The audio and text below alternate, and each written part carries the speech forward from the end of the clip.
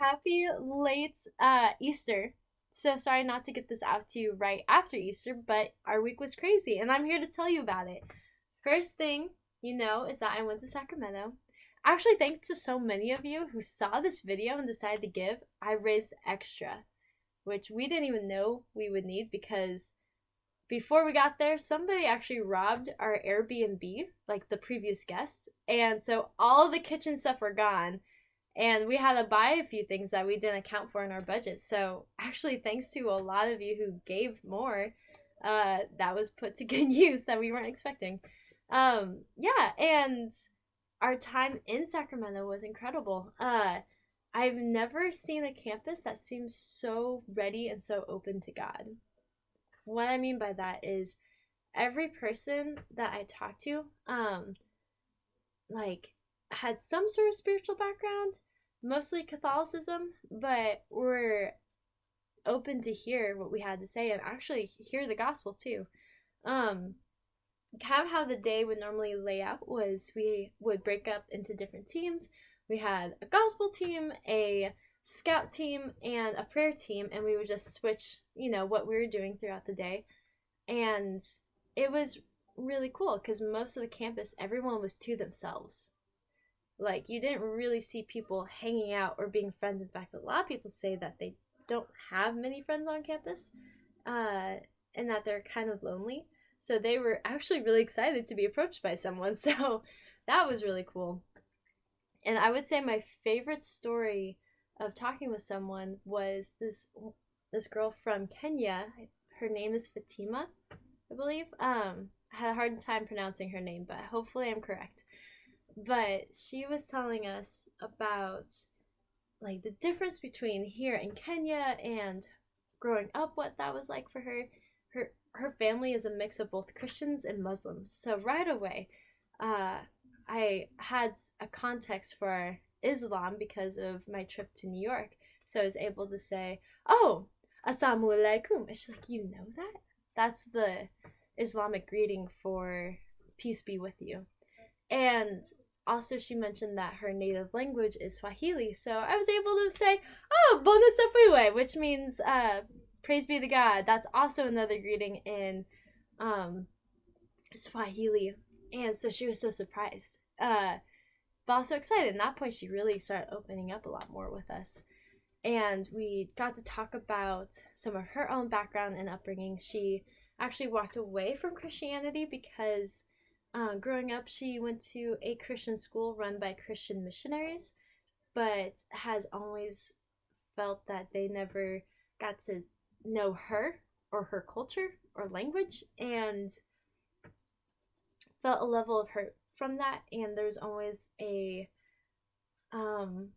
savior kind of complex that she felt viewed as less than them and that they needed to come save her, which yes, we want to come share the gospel, but God is the one who ultimately does the saving. It's not on us. We don't save, but we carry good news with us. Um, but that was one thing that was hard. But then another thing is she always grew up with some hard questions that the missionaries never could answer. So we spent time learning about her, and then we tell her that, oh, we're looking to play at church somewhere. She's like, oh, and we're talking about that, and she's like, so can I ask some hard questions? These are things I've been wrestling with my whole life. By all means. My favorite question was, why are all sins equal? Because I can't comprehend someone who has murdered someone being the same as someone stealing, especially if someone was on death row for murder and decided to give their life to Christ. That still doesn't seem fair. It's like, yeah, that doesn't seem fair. Like, that's, we have a moral compass of what's right or what's wrong, and that doesn't seem very justified. But what's God's perspective? She sat back, was like, oh man, I haven't thought about God's perspective. I'm like, okay. I had a Starbucks mug and it was mostly white. So I said, for this analogy, let's just say this mug is all white. Okay. And on the table, there's different colors. There's a there's blue paints, there's red paint, orange, yellow, what have you. But we all know that blue is way worse than red, uncomparably. And so I take the cup and I'm like, let's say I just dip in the red. Okay, it's not nearly as bad as blue. But in God's perspective, the cup is no longer white. And she's like, oh, it doesn't matter what paint the cup is dipped in. What God sees is that the cup has paint on it and that it's no longer white. And we talked about the standard of holiness and how we can't meet that, but Jesus did for us. And it was such a cool conversation. And she said that these are things that she hasn't thought about in years and actually wants to consider. And without us even asking, she said, there really needs to be a gathering on campus where we can talk about hard questions like these. You guys need to plant a church here. It was so cool. And she was encouraging to us because she's like, this is the first time I've experienced missionaries that sat with me. I've never experienced that before. So that was really neat. Sadly, she's a senior, so by the time our church plants there, we might not see her. But got her contact, so hopefully, she gets connected somehow and starts investigating who God is. But this is what I mean. There's so many conversations like this. I even sat with someone who was a part of the LGBTQ community who was so down to learn and talk about these things. A lot of people from that community that I've met in Oregon are actually fearful to have those conversations. So it was so refreshing to meet someone who was so down. But yeah, really great trip. Got to know the people who are also looking to church plant, and it was such a sweet time. And Sacramento is so different than what I expected. It actually reminds me a lot of Bothell, up from where I grew up. But anyway, that's the story of the trip. And we just finished our first week of spring, the first week of spring term here just after Easter. And Easter was incredible, by the way. This was the first year we've seen people invite their families. And I'm sorry, I'm like jumping back and forth a little bit. I will explain Easter and then I'll explain the first week of school.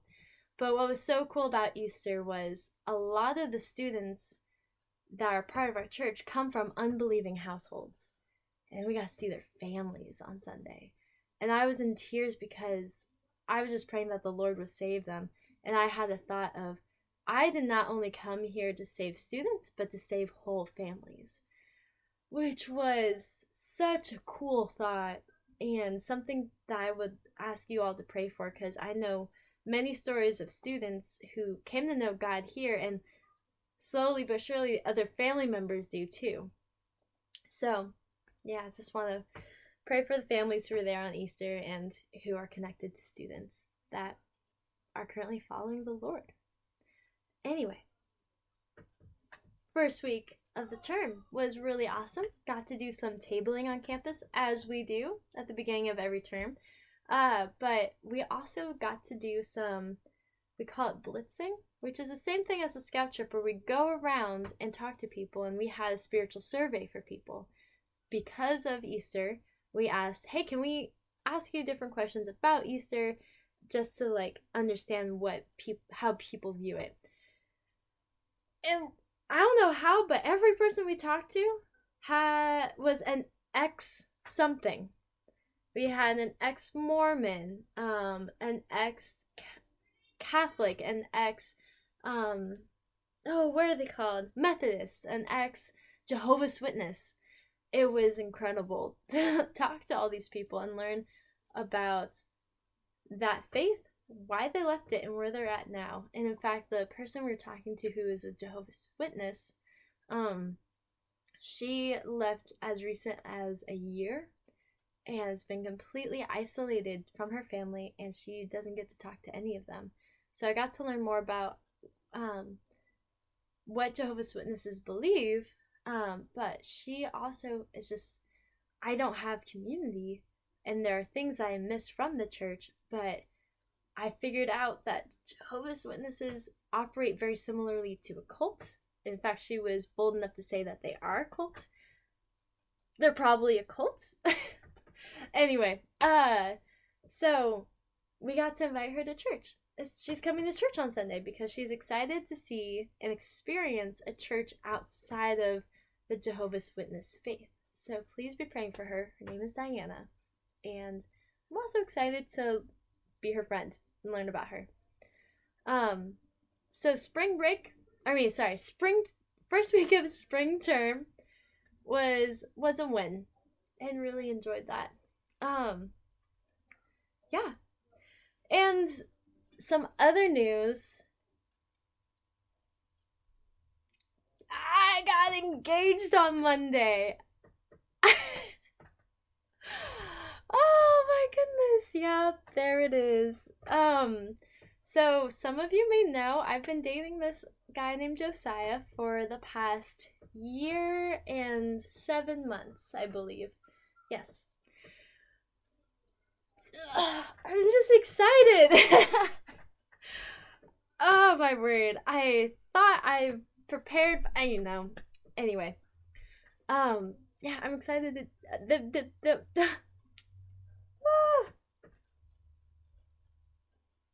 I can't wait to share with you all about it. We haven't quite made it public yet. We will soon, but I actually wanted you guys to be the first to know before everyone. Because one, you've not only walked alongside me financially in supporting this ministry, but also you've been so sweet to be prayerful for me, to come alongside me and talk and give me advice. And so I just thought it would be really cool to tell you first. But yeah, Josiah is so sweet. He lives here in Monmouth and has been so faithful to our church in volunteering, and has actually been just someone who's been developing a lot of the men in the church too. So that's, yes. Okay. What else do I have to say? I'll have to send you a little video or pictures of the engagement because it was so sweet and so thought out. He made a scavenger hunt for all the different dates we've been on. Well, not all, but most of the special dates we've been on ever since Christmas. I've been working on this since Christmas, and it led to us at the beach where he proposed, which he initially proposed with a, what are they called again? Ring pop. How did I forget? A ring pop. And I got so excited for the ring pop. It was so fun. And then he actually proposed with this, and we got to come back here, and I was surprised by a really wonderful engagement party, and the house was full of our church and people who are non-believers that I'm friends with. It was just so cool to have everyone there together to celebrate, and my little golden retriever heart was pumping so hard I almost passed out. But I'm excited to tell you more, and hopefully see some of you in person at some point to share more of the story. And yeah. Oh my goodness. I can't get past this part. I'm just so excited. Yeah. And then the last thing I have for you guys today is, I've talked to some of you about this already and some of the hopes and plans, but I wanted to tell all of you that I am currently working on getting to full-time support. My goal is to be 100% funded in 100 days, and I'm talking about monthly support. And so that will be May 10th, and just would love your prayers for that. There's a couple different reasons why I want to be full-time support. Is one, actually some heavy conviction from God, and I do believe that that is the calling he has. Currently, the rest of our staff team, other than our pastor, is part-time, and they're also doing part-time jobs, and our pastor is really hoping to have another full-time staff member, to do this with him. And I almost kind of already work full-time for Resonate with how much I actually do with the ladies in our ministry, so why not get there? And I really do want to be here for the long haul and actually look into studying biblical counseling and bring that to our church. I can go on and all the reasons why and all the dreams, but also with some big some big life changes, it'd be great to get to a spot where I'm more financially healthy, and so that I can be in this for years to come. Um, yeah, and weddings are expensive, if you didn't know. So, anyway, that's the story. Oh, one more thing. Okay, prayers for May 10th. Yes. I'm also looking to do ice cream socials. What do I mean by that? Is I would love to seek out people who are wanting to host, like invite friends that you have that are looking for ministries to invest into. I would provide the ice cream, the desserts, and even a presentation sharing what is the mission God has for our church resonates, and why am I a part of it, and why I want to invite you guys into it. So that is one way I'm looking to grow the team and meet new people and share all that God has. Anyway, I'm starting to make this video a little long. I'm rambling. I'm too excited to where I can't stay focused. So thank you for bearing with me in this video, and I hope you have a beautiful day.